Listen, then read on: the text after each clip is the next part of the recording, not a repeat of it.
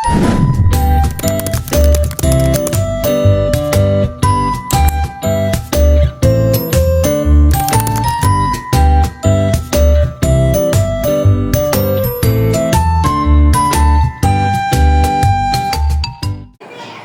teman-teman, perkenalkan nama saya Falak Ibrahim Gaza dan di samping saya ada Vanuasi dari absen 27. kami akan menampilkan hasil kerja kelompok kami yang bertema Bhinneka Tunggal Ika.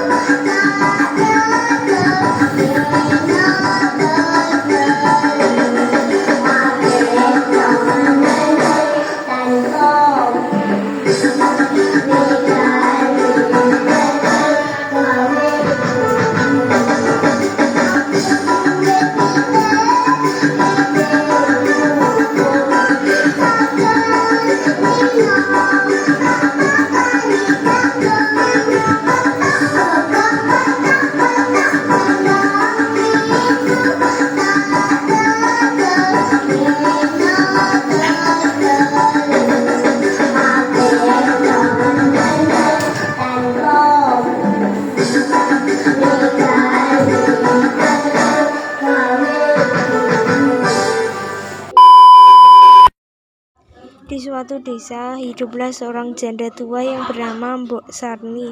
Dia tinggal sendirian dan merasa kesepian. Dia sangat memendamkan adanya seorang anak yang bisa menemaninya. Suatu sore, Mbok Sarni pergi ke hutan untuk mencari kayu. Di tengah jalan, Mbok Sarni bertemu raksasa pemakan manusia.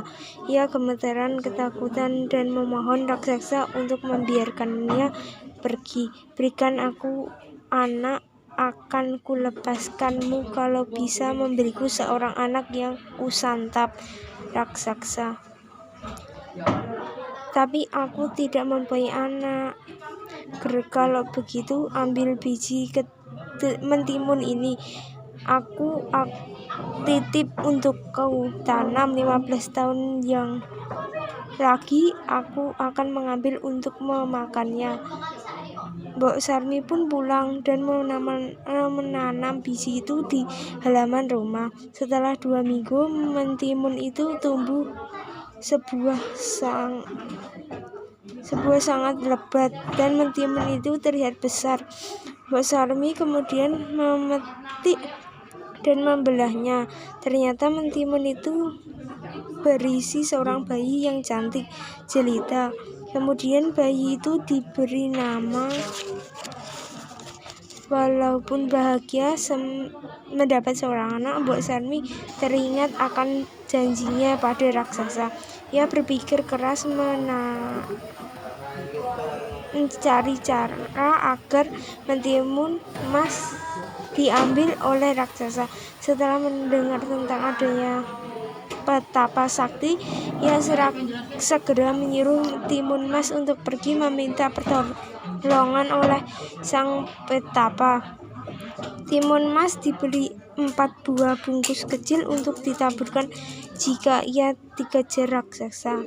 Benar saja, ketika saat tiba raksasa datang menagih janjinya. Mbok Sarmi berusaha mengulur waktu agar timun emas bisa kabur. Menyadari hal itu, si raksasa murka dan segera mengejar timun emas.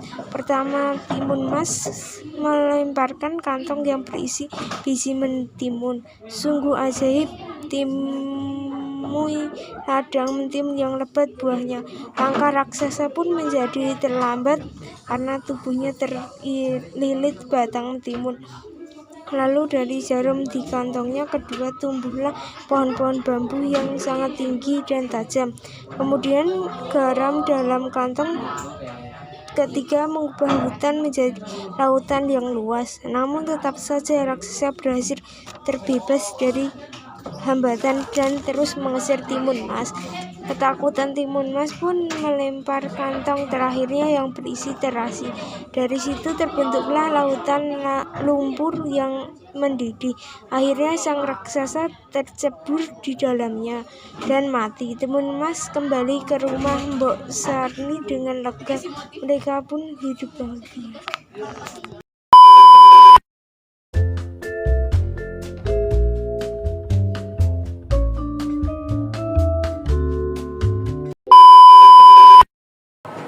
Rumah adat. Rumah adat Bale Lambung ini berbentuk rumah panggung dengan atap ranting dan lebar yang terbuat dari jerami. Di bagian dindingnya terbuat dari anyaman bambu. Rumah ini sebagai tempat menyimpan hasil panen. Tarian daerah atau adat. Tarian gendang balek tradisional adat di Pulau Lombok yang ditandai dengan menggambarkan kebudayaan khas NTB dan masih dilestarikan hingga saat ini. Makanan khas adalah makanan yang biasanya dikonsumsi di daerah tersebut dan cocok dengan lidah masyarakat setempat. Alat musik khas adalah instrumen musik yang berkembang secara turun-temurun di daerah tersebut. Kalimantan Selatan adalah provinsi di Indonesia yang terletak di bagian selatan. Alat musik tradisional sendiri adalah alat musik yang berakar pada tradisi masyarakat tertentu dan diwariskan secara turun-temurun. Makanan khas Sumatera Selatan memiliki beragam makanan tradisional yang sudah terkenal hingga ke daerah lain. Pakaian adat Sumatera Selatan yang dikenal dengan nama aesan gede dan aesan pangtak sangkau biasanya dipakai dalam acara pernikahan adat Palembang. Rumah adat Sumatera Selatan bernama Rumah Limas yang merupakan rumah panggung untuk tempat tinggal para pengawasan. Tarian daerah Sumatera Selatan ada banyak jenisnya. Setiap tarian memiliki cerita, tujuan, dan latar belakang masing-masing. Nusa Tenggara Timur adalah sebuah provinsi di Indonesia yang meliputi bagian timur Kepulauan Nusa Tenggara. Ibu kotanya berada di kota Kupang. Provinsinya dibagi menjadi 21 kabupaten dan 1 kota. Provinsi ini berada di Kepulauan Sunda Kecil. Makanan khas adalah makanan yang berasal dari daerah NTT maupun daerah lainnya. Makanan khas Nusa Tenggara Timur diantaranya ada kolo nasi bakar khas Manggarai yang dimasak dalam bambu, sate mak jagung, makanan penutup dari jagung labu parang dan lain-lain. Kue alur, dene, kue khas Ende Flores yang terbuat dari ubi muabosi dan lain-lain. Tarian tradisional Nusa Tenggara Timur atau NTT biasanya ditampilkan untuk berbagai acara seperti upacara adat, pesta perkawinan, pesta panen, dan acara kebudayaan.